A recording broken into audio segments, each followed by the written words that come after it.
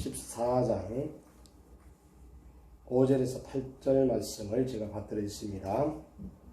혹은 이 날을 전날보다 낮게 여기고 혹은 모든 날을 같게 여기나니 각각 자기 마음에 확정할지니라. 6절 나를 중히 여기는 자도 주를 위하여 중히 여기고 먹는 자도 주를 위하여 먹으니 이는 하나님께 감사하며 먹지 않는 자도 주를 위하여 먹지 아니하며 하나님께 감사합니다. 7절 우리 중에 누구든지 자기를 위하여 사는 자가 없고 자기를 위하여 죽는 자도 없도다. 8절 우리가 살아도 주를 위하여 살고 죽어도 주를 위하여 죽나니 그러므로 사나 죽거나 우리가 주의 것이로다. 아멘. 자, 여기에서 오늘 제목을 딱 15자로 한다면은 주를 위하여. 오늘 이 짧은 성경 구절 속에 주를 위하여라는 단어가 오늘 우리에게 감명을 주고 있습니다. 우리는 누구를 위하여 사는가? 우리 집사님, 권사님, 사모님, 장로님 많은 주변에 한국교회에 사람들이 살고 있어요. 그러나 누구를 위하여 사는가라는 거예요. 근데 오늘 사도 바울이 정말로 우리에게 잘 가르쳐주고 있는 내용입니다. 이 본문이. 나를 위하여 사는 자는 나 개인을 위하여 사는 자. 주하고 주님하고 아무 상관이 없어요. 이웃하고도 상관이 없어요. 이런 사람을 갖다가 뭐라고 얘기하나요? 세상 사람들은 이기주의자라 이렇게 얘기합니다. 이기주의자. 그리고 가족을 위하여 사는 자는 세상 사람들이나 예수 믿는 사람들이 그들을 뭐라고 얘기하느냐? 진실한 자라 이렇게 얘기합니다. 그러면 이 나라를 위하여 사는 자는 어떤 자냐? 예수 믿는 사람이나 예수 안 믿는 사람 모두가 얘기하기를 충성된 자라 이렇게 얘기하는 거예요. 그리고 인류를 위하여 사는 자, 전 세계에 흩어져서 복음을 전하는 뿐만 아니라 전 세계를 둘러보면서 생각하는 이러한 사람을 뭐라고 얘기하느냐? 어떤 종교와 관계도 없이 그런 사람을 갖다가 고귀한 자라 이렇게 얘기합니다. 그러나 예수 그리스도를 위하여 살고 예수 그리스도를 위하여 죽는 일이 가장 귀한 일생의 개개인에게 뿐만 아니라 하나님의 자녀들에게는 세계라는 것. 오늘 어머니의 태 속에서 10달 동안 어머니께서 아이를 위하여 기도합니다.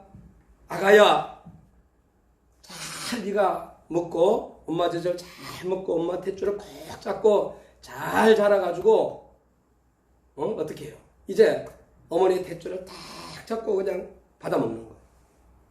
10달이 돼서 이제 나오잖아요. 나오면 그때부터 엄마 젖을 먹으면서 또 이제 자라나는 그 어머니가 아이에게 젖을 먹이는 그 사랑의 마음은 누구도 알 수 없어요. 누구만 아느냐? 그 먹이는 어머니만 알 수 있는. 아기한테 잘 자라주기를 바라고, 그리고 또한 이 세상에 가족을 위하여, 나라를 위하여, 인류를 위하여, 또 예수 믿는 가정의 자녀라면은 또 이제 정말로 예수님을 잘 믿는 그러한 어린아이로 자라주기를 부모님은 원한다는. 그러면 오늘 제목이 주를 위하여. 오늘 6절 말씀에 나를 중히 여기는 자도 주를 위하여. 첫 번째 제목입니다. 첫 번째 나를 중히 여기는 것도 주를 위하여. 오늘 우리 이 날이 이 시간 4월 30일이 확 지나가 버리면 돌아와야 안 돌아와요. 이 날은 돌아오지 않아요. 한 날을 우리는 귀중하게 여길 줄 알아야 된다. 나를 중이는 자도 주를 위하여 중히 여기고 먹는 자도 주를 위하여 먹으니 이는 하나님께 감사하며 먹지 않는 자도 주를 위하여 먹지 아니하며 하나님께 감사하느니라. 유대인들은 안식일이나 그리고 절기나 월삭 같은 걸 갖다 철두철미하게 특별히 특별한 날을 지키는 일에 있어서 매우 우리가 봤을 때는 번다하고 까다로웠어요. 그러나 그 유대인들은 그리스도의 복음으로 인하여 그 날을 중히 여기는 관념과 해석과 절차의 차이가 생겨서 충돌을 내기도 했어요. 싸우기도 했습니다. 화도 됐습니다. 그러나 이 모든 일의 궁극적인 목적은 주님을 위하는 심정으로 나를 지켜야 보람있고 의인이 되고 그리고 축복을 받는다라는 논리는 그들에게 변함이 없었어. 음식 문제로 인해서 부딪혔고 절기 문제로 인해서 부딪혔지만 각자의 신앙에 따라서 행해져야 함을 우리는 알 수 있어. 그들에게. 사도 바울은 믿는 대로 하라. 믿는 대로. 너희들이. 너희들이 믿음이 모두가 똑같이 그랬으면 얼마나 좋겠어. 그러나 그렇지 않아. 목사님들도 만나면은 같은 교수 밑에서 같은 교회를 다니고 같은 목사님 아래에서 같이 세례를 받았는데 어떻게 그렇게 다른지 몰라. 어떤 사람은 정말 소리 소문 없이 헌신하고 봉사하는 사람이 있는가. 어떤 사람은 자기 주장만 꽉 내세우는 사람이 있는가 하면 어떤 사람은 모든 것을 부대끼를 거는 사람이 있는가 하면 자, 저는 그러한 것을 보면서 살아있구나. 각자가 살아있구나. 공동묘지를 가봤어요. 제가 5.18 공동묘지도 가봤고 저기 현충원도 가봤고 그리고 또한 어느 교회에서 크게 낙관땅도 멋있게 해놓은 데도 한 가봤고 다 가봤어요. 제가. 찍소리도 안 해요. 찍소리도. 어떻게 그렇게 잔잔할 수가 없어요. 그러면은 우리가 떠든다는 것은 어때요? 살아있다라는 거예요. 살아있는 사람은요 떠들 수밖에 없는 거예요. 보니까 살아있는 사람이 입만 딱 다물고 있는다면 이것도 또 잘못될 수도 있어. 불이 났는데 자기는 말 안 한다고 해가지고 불만 구경하면 이것도 잘못됐어. 생명을 살려야지.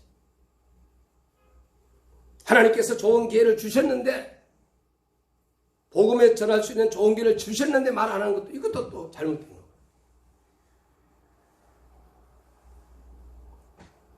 그런데 또 남들에게 전철이라든가 이런 데서 막 예수 복음 무슨 천공 막 외치는 뭐 그런 거 있어요. 그거 조사를 했더니 부정적 98%가 나왔어.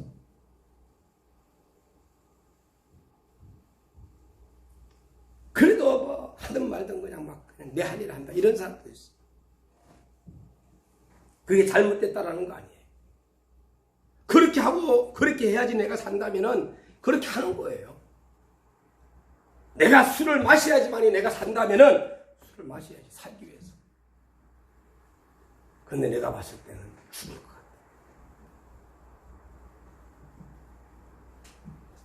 두 번째는 주를 위하여. 두 번째는 우리가 나를 중히 여기는 것도 주를 위하여. 우리 주를 위하여. 두 번째는 먹는 것도 먹지 않는 것도 주를 위하여. 6절에 나왔어. 갈라디아서 4장 10절에서 11절 너희가 날과 달과 절기와 해를 삼가 지키니 내가 너희를 위하여 수고한 것이 헛될까 두려워하느라. 두 번째는 먹는 것도 먹지 않는 것도 주를 위하여. 먹는 자도 먹지 않는 자도 다 주를 위하여 하라는 고귀한 교훈이 있어. 신앙 양심을 통해서 모든 식물을 끄리낌이 없이 먹는 자 또는 의심이 생기거나 의심을 까다로운 절차와 견해 차이로 먹을 수 없다든 하는 이런 상황이 올 때 내가 이거 먹으면 좀 찝찝해. 안 먹는 게 낫고요. 먹었을 때 다른 사람에게 정말로 어딘가 모르게 내가 이걸 먹는 데 있어서 양심의 끄리낌이 없다. 어쩔 수 없어요. 그러면 먹든지 마시든지 주님을 위하여 물어보시고 주님 앞에 그러고 먹는 거예요.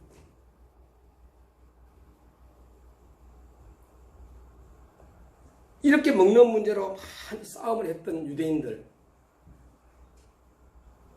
여러분 먹는 것 옛날에는 우리 어릴 때는 먹을 게 너무 없어가지고 정말로 그냥 호리호리 했었어요. 호리호리.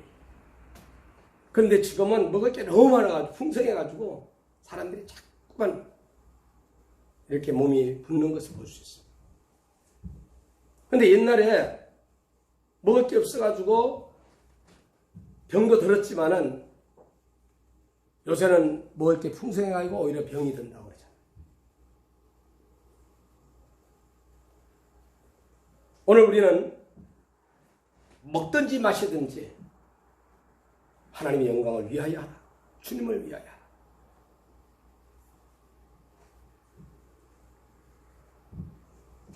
고린도전서 10장 31절 말씀이잖아요. 너희가 먹든지 마시든지 무엇을 하든지 하나님께 영광을 하라.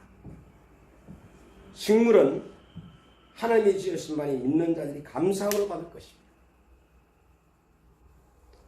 오늘 이 로마서는 사도 바울이 그렇게 기도하는 마음으로 성령의 이끌림 받아서 이 기록을 너무나도 정말로 오늘 저와 여러분들에게 주신 메시지라 생각합니다. 주를 위하여 세 번째는 살아도 죽어도 주를 위하여. 우리의 생의 목적은 어디다 둘 것이냐? 무엇 때문에 먹고 무엇 때문에 마시며 무엇 때문에 살아가야 하는가?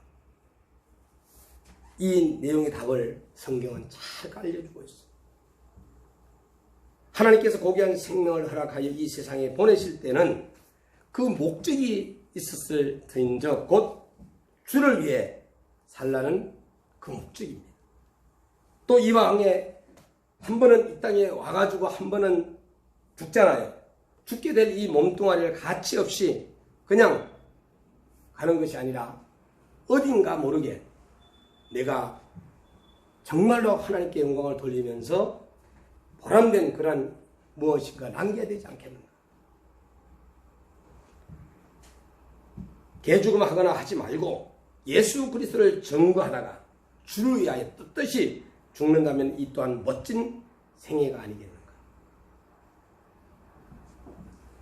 사람이라면 그 마지막이 아름답게 장식되어 역사가 끝나야 할지니 곧 유정의 미를 내어야 할 것이라고 말씀해 주고 있습니다. 저는 지난 화요일에 아침에 저는 청주로 출발했습니다. 그래서 수요일 날 이제 선교사님들을 맞이할 준비를 다 마치고 난 다음에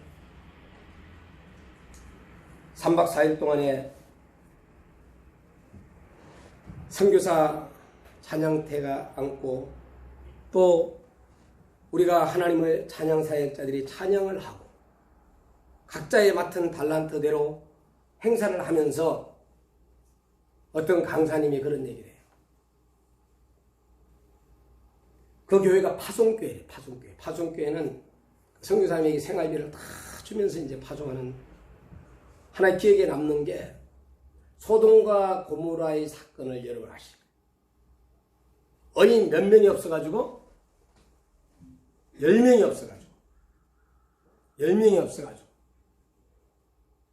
그런데 목사님 선교사 부부는 하나님 앞에 기도하다가 의인을 만들기로 시작해가지고 자녀를 8명을 낳았다 그래요. 그래가지고 아내하고 자기하고 10명이 자기가 원하는 선교지로 이제 가는 거예요. 10명만 있으면 된다. 10명. 아마 대한민국에 살면 엄청나게 혜택을 받지 않을까 하는데 이제 그 선교사님으로 떠났다는 그 얘기를 들으면서 참 대단하시다. 10명 지금 나라면 날 수 있겠어요? 네? 하나님이 주셔야 되는 거예요. 하나님 또 주신 거예요. 선교사님들 대부분 보게 되면 막 자녀들이 3명, 4명이 이렇게 막 요새 많이 이렇게 낳는데 그 아이들을 가만히 제가 지켜보면은요, 하나님이 그들을 키워주시더라. 그래 그 아이들이 하나는 미국으로, 하나는 영국으로, 하나는 중국으로 막 이렇게 하면서 또 유학 공부를 하면서 나중에 선교사의 뒤를 이어서 선교사님이 돼요. 누가 그랬어요? 우리 대한민국으로 들어온 선교사님들이 그렇게 기도했어요. 남편이 죽으면은 아내가 다시금 재무장해가지고 선교를 하고, 아내 남편이 다 죽으면은 또 누가? 그의 자녀들이 다시 대한민국에 와가지고 연세대학교를 세우고 이화여대를 세우고.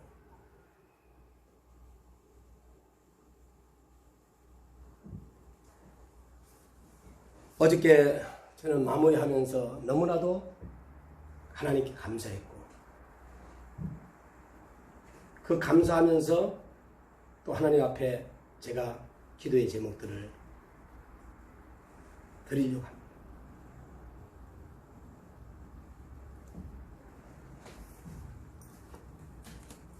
결론으로 말씀을 드립니다. 예수님은 나와 여러분들 또 우리들을 위하여 이 땅에 사셨고 또 우리를 위하여 죽으셨어요. 십자가의 선물을 제가 2개를 받았는데, 하나는 친구한테 받고 하나는 상당교회에서 받았어요. 그런 거로 우리와 나도 주를 위하여 살고 죽어야 돼요. 저는 요 근래에 들어와가지고 우리 장로님이 십자가를 다 모아가지고 제가 여러분한테 한번 보여줄 거예요. 이렇게 만들어가지고 포장을 해가지고 신봉수 목사를 생각하면서 이거 신봉수 목사 드릴 거야 하면서 십자가를 만들으셔서 저에게 선물해요. 이분이 평양에서 김일성하고 나이가 몇 차이 안 나는 그런 분인데 정성껏 본인이 이제 90이 넘었어. 거의 100세대에 가시는 장로님이 그 십자가를 손으로 만들어가지고 저한테 선물해. 그랬더니 저기 또 일산에 갔더니 또 어느 교회에 목사님이 또 저에게 또 선물을 또 하는 거죠. 저 안에 있는데 요 근래 들어가가지고 십자가들을 저한테 하나님이 선물해 주셔.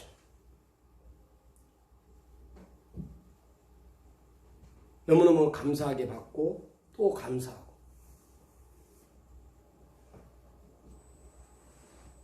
이렇게 우리 예수님께서는 십자가에 달려 돌아가시고 또 부활하시고 성천하시고 이제 머지않아서 저 여러분들 천국으로 데려가기 위해서 이제 재림하시다. 그 재림의 사건, 그러기 위해서 주님 만나기 위해서는 우리는 준비를 잘해야 된다. 저는 이번에 청주 상당교회에서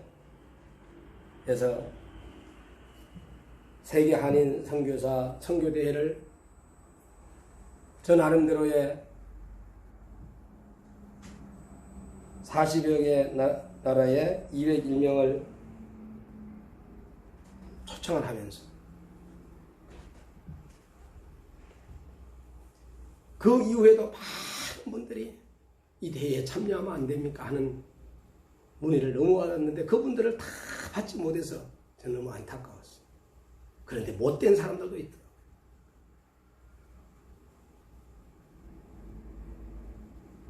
당일에 와가지고 선교사라는지 아닌지도 모르는 사람이 잠자다가 붙들려 나가는 사건도 있었어요. 왜? 누군지 모르는데 등록도 안 한 사람, 그런 사람도 있었어요.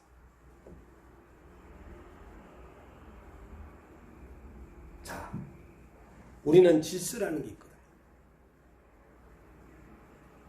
그 한 사람 때문에 그 대회가 망가질 수도 있고, 한 사람 때문에 그 대회가 크게 풍성할 수도 있는 거거든.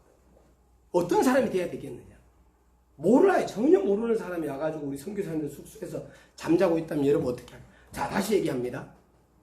여러분 집에 모르는 사람이 와가지고 전혀 몰라. 잔다면 누가 와야 돼? 경찰이 와야 돼. 2단인지 3단인지.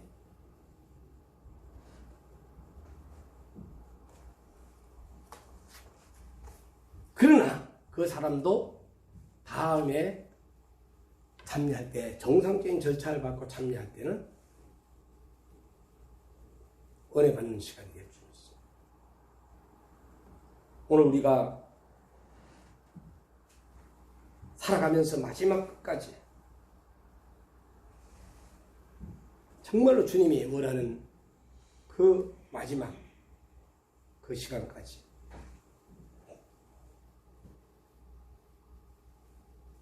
주님만을 푹 붙잡아 대회를 하면서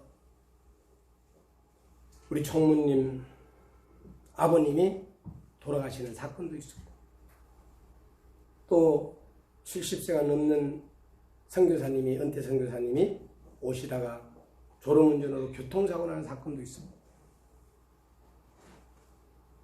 그리고 또 어떤 분은 선교사는 아니지만 정말로 주님을 붙잡고 열심히 신앙생활을 하던 안수 집사가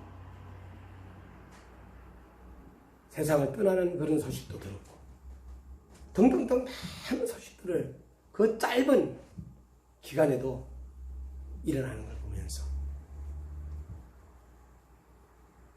사단의 역사들은 엄청나게 선교사님들을 갖다가 그 행사를 못하게 하기 위하여서 방해하는 그런 일들도 있었고, 그러나 모든 것이 합력해가지고 선을 이루었다는 것에 대해서 너무나도 감사합니다.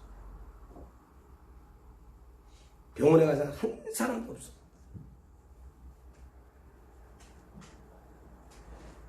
이제 각자의 위치로 가셔서 다시 재파송을 하면서